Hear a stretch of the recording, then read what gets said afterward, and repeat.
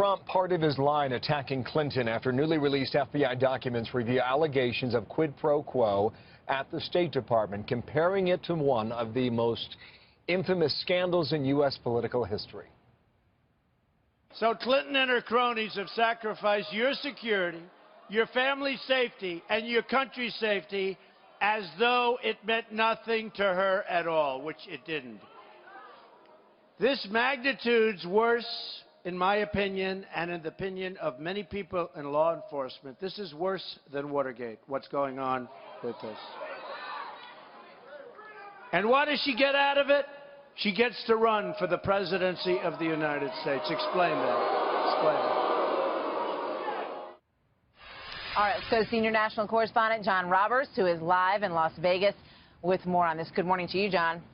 Martha, good morning to you. You know, Donald Trump has been anxious to change the subject going into tomorrow night's debate, and he may have just found an issue that he can capitalize on. This idea that there was a quid pro quo offered between the State Department and the FBI to change the classification on some of Hillary Clinton's emails. Donald Trump seized upon that information last night at his rally in Green Bay, Wisconsin, calling for Patrick Kennedy's resignation. Listen to this.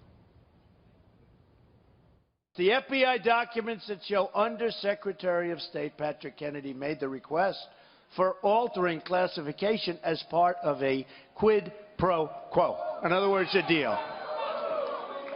This is felony corruption by any standard. Undersecretary Kennedy needs to resign.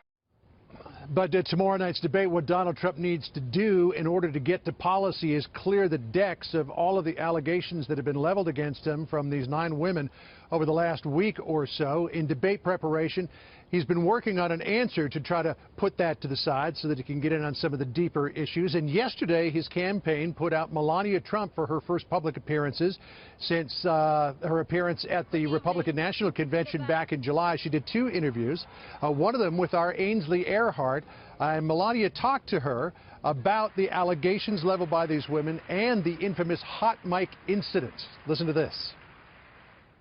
All the allegations should be handled in a court of law and without the evidence. To accuse somebody, is a man or a woman, it's damaging and it's unfair. Those words, they were offensive to me and they were inappropriate. I accept his apology and we are moving on. We are moving on, she says, and she hopes that voters will as well. A lot of people see Donald Trump's last chance to turn the poll numbers around being tomorrow night's debate. If he doesn't do it, he could be headed for a bad election night. Yep. Martha? All right, a lot at stake. John, thank you very much. As we mentioned,